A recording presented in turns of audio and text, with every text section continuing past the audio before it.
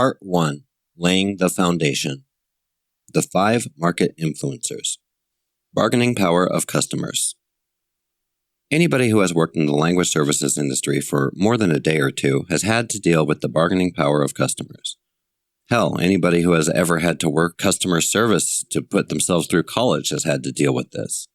Perhaps you are working as a CLP, paying the bills by taking freelance jobs for an LSP. Or perhaps you are working for an MMLSP and your customer base includes Microsoft, Apple, and the rest of the global Illuminati. Regardless of your position on the value chain or whom you count amongst your customers, the hard truth will always be that while the customer most certainly is not always right, it doesn't much matter because they are the ones that are going to help you keep the lights on. It is tempting to fall into the trap of crying foul and complaining about how unfairly the customers treat the poor little LSPs. The customer is being unreasonable. The customer is cheating me. The customer poisoned my dog and stole my girlfriend. We've heard and said it all at different points in our careers, but such conversations aren't so much pointless as they are damaging. Damaging to your own position and power to fight back against the very injustices against which you are rallying. The more time we spend denying or arguing against the current state of the industry, the less objectively we can accurately analyze our position in it and take steps to ensure our own personal successes.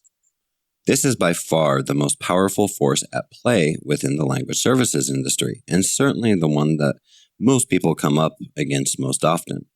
Some of the factors that affect the bargaining power of customers in the industry are availability of information, costs of switching vendors, buyer concentration and size of the industry, price sensitivity of the buyer, competition in the industry, and availability of substitutes. See Threat of Substitutes section. In this section, we discuss the bargaining power of customers in the localization industry and what effect this has on companies. In the next section, we talk about the bargaining power of suppliers. In order to have a meaningful discussion of both, we will have to frame the conversation in a consistent way. So, we structure our conversation for the next 2 sections around a typical MLSP that is providing language services directly to an LSP and contracting directly with SLSPs and CLPs to perform the work. Here in Figure 10, we see a typical MLSP providing services to LSBs and contracting with SLSPs and CLPs to perform the work. However, this analysis could be done for any company in the supply chain. You could perform the analysis from the point of view of the CLP, defining your customers as the various LSPs you work for. If you are a localization manager working for an LSB, you could define your customers as your internal stakeholders requesting localization. Remember that the point of the market influencer evaluation is to not look at the industry as a whole so much as it is to look at a specific company's position within that industry and how that is affected by the 5 forces. Now that we have properly framed the analysis, let's take a look at some of the factors driving up bargaining power of customers from the perspective of the MLSP. Availability of information. Information, as we have already discussed, see operating with low information, may not be publicly accessible from outside the industry, or even from inside the industry for that matter. However, the industry is small and close-knit, meaning that gossip flies. If you have ever lived in a small town where everybody knows what truck you drive, then you know exactly what we are talking about. So while there are few officially published channels for industry information, the information is readily available to those with the experience and connections to know where to look for it. This unofficial availability of information increases the awareness and therefore the bargaining power of buyers. At first glance, there seems to be plenty of information available from LSP's perspectives. Keep in mind, though, that this is a marketing material, not unbiased information. It is important to take a look at the source of any information and ask yourself, what are they trying to sell me?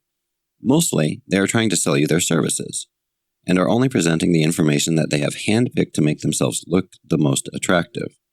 That fascinating blog you just read on how the near future, all translators will be working exclusively from smartphones?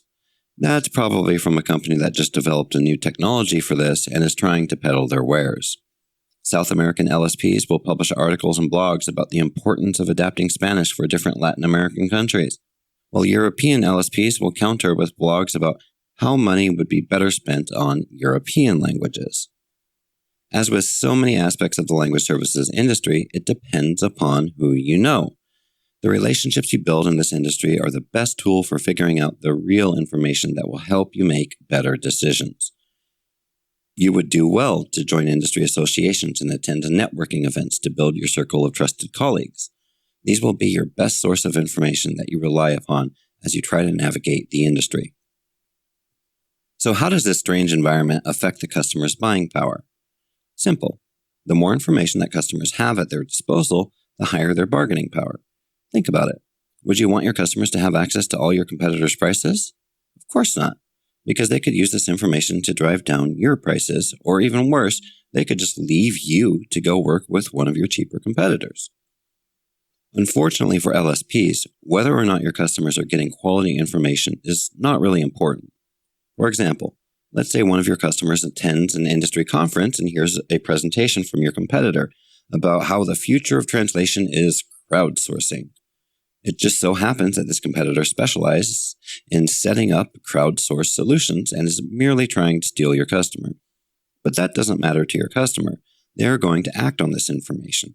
For this reason, you would be wise to learn which industry events your customers are going to so that you can be there as well. Buyer concentration and size of the industry. The language services industry is huge. There are thousands of buyers and hundreds of thousands of suppliers, so any analysis at the industry level of buyer concentration will be very short. Simply put, this is not an industry with a high level of buyer concentration. There are thousands of buyers and more buyers are entering the market every single day. This is not to say, though, that we simply overlook the factor of buyer concentration. We have discussed so far how most LSPs have to work hard to carve out a niche for themselves in the industry, so they are not trying to be all things to all customers. This is why we see some LSPs specializing in technology, while others specialize in legal or marketing translations. Yet others provide staffing or interpretation services. Let's look at an MLSP specializing in providing full-service translation to technology companies in Silicon Valley. The number of startups in California is growing daily and is not expected to change. At first glance, this would seem like the land of milk and honey for any LSP, but our MLSP has a certain customer profile they like to adhere to. They have decided that they need to pursue companies that are translating into 10 or more languages and have a budget of at least $500,000 per year to spend on translation services. This is not uncommon in the industry. As different LSPs occupy different segments, each one is free to define their target customers. By sticking to this customer profile, our MLSP is cleverly applying some of the concepts we have already discussed above. They are able to leverage considerable economies of scale, invest in integrating their technology with that of their clients to increase stickiness, and increase their own bargaining power with their vendors. Our LSP is effectively positioning itself so as to reduce the threat of new entrants and substitutions. However, by so doing, it is actually increasing the bargaining power of its customers by artificially limiting the number of potential customers that fit into their acceptable customer profile. This goes back to our supply and demand curves. The more customers that are wanting to purchase your services, it shifts the demand curve and works to drive up market prices, giving our LSP more bargaining power to negotiate rates with those customers. By putting limitations on the type of customers they are willing to work with, our LSP is artificially constraining the size of their potential market and decreasing the number of LSBs they can sell to. Fewer LSBs means higher buyer concentration, which works to drive down your margins. Cost of switching vendors. Switching vendors can be expensive, which can lead to decreased bargaining power of customers. This may sound familiar because we've already discussed this in the section on substitution costs. If an LSB were to switch to a new LSP, what would be the cost incurred in order to effect this change? It may be upfront financial costs, though commonly the costs are harder to define or they are intangible. The most reliable determiners of switching costs are the level of integrations between the customer and supplier systems and the level of outsourcing between the customer and the supplier. Level of integration. When we have discussed integration before, we have done so largely in the context of tooling integration. For example, an LSP may have developed a tool that syncs up with the client's content management system, streamlining the localization process. If the customer wants to change suppliers, then they would have to build a new tool that does the same thing with their new supplier. Often, it is a huge headache for a customer to do this, so they will stay with an existing LSP far longer than they would like to. From an LSP standpoint, integrating systems to increase relationship stickiness is a powerful strategy to increase your bargaining power in relationship to the clients. But now let's take a look at why this may not be enough. Customer stickiness does not mean that LSPs can take their customers for granted. In theory, the level of stickiness is proportional to the level of integration you have with the customer, but reality may be a different story. If a customer is happy with your services, they will stay. If a customer has decided to change, they are going to change, and there is not much you can do about it that isn't just postponing the inevitable. Level of outsourcing.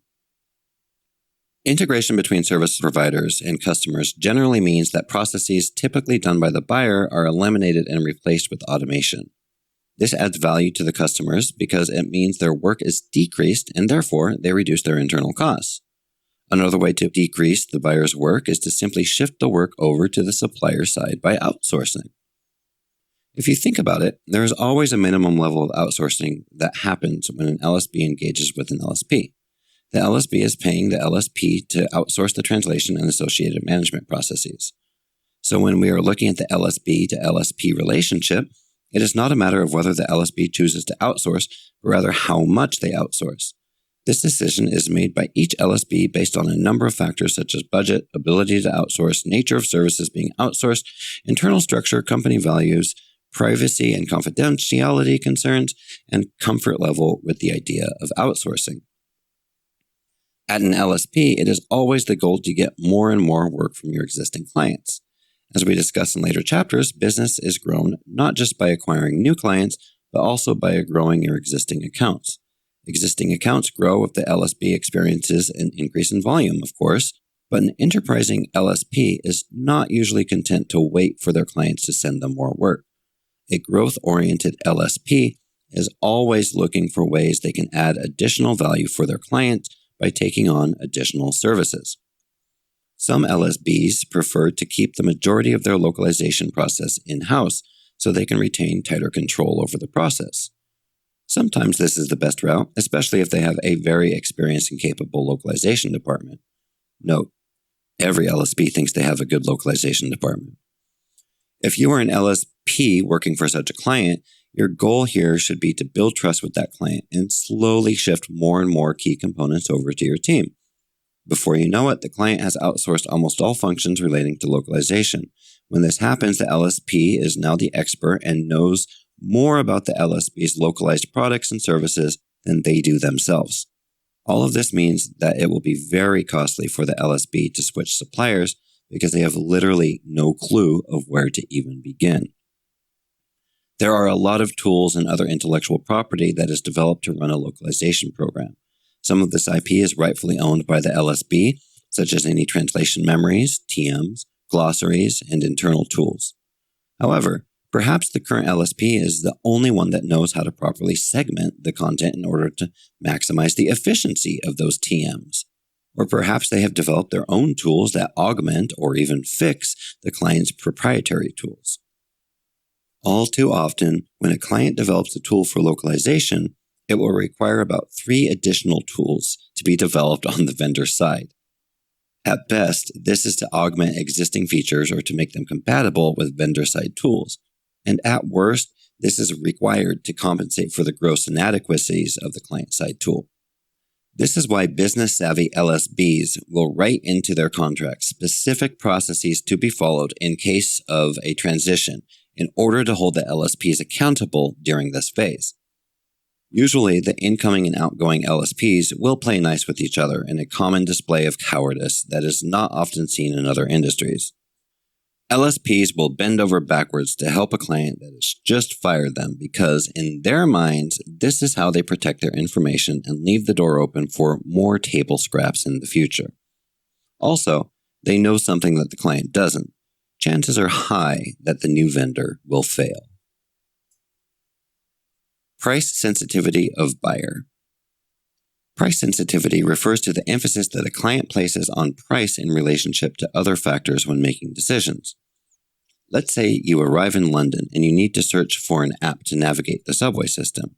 You find one in the App Store and realize that they want to charge you 99 cents to download it. Do you do it? Probably not. Here you are, one click away from having all the information you need to safely navigate one of the most unforgiving mass transit systems in the world, but you refuse to even pay $1 for it. This is because when it comes to apps, buyers are notoriously price sensitive. After refusing to download the app, you may then hop in a taxi cab to get where you need to go. Do you research to find the cheapest taxi company and understand all of the costs before getting into the cab? Probably not. This is because as a taxi customer, you are price insensitive. This example illustrates how the same person can have different price sensitivities depending on the product or service being purchased. Language services buyers are no different. Price sensitivity in the language services industry is something that is hard to discuss in a general way because it varies largely with different LSBs. We've worked with LSBs that have money to literally burn if they wanted to. We've also worked with LSBs with budgets so tight they must make hard decisions about which services they can buy and which may have to get deprioritized. As a general industry trend, though, localization managers are being asked to do more with less, and this is not expected to change anytime soon. Sometimes LSBs are able to come up with ideas on how this is going to happen, but usually their grand plan consists of going to suppliers and announcing that now they have to do more with less. We could write a whole book only on price sensitivity, given the many different forces at play here. For now, though, it is enough to say that price sensitivity is high, and because we are operating in a high competition industry, this high price sensitivity works to increase the bargaining power of the customer. Competition in industry and availability of substitutes. Substitutes have been discussed earlier in great detail, and we look closer at industry competition later. For now, it is enough to note that increased competition and availability of substitutes can both lead to higher bargaining power of customers.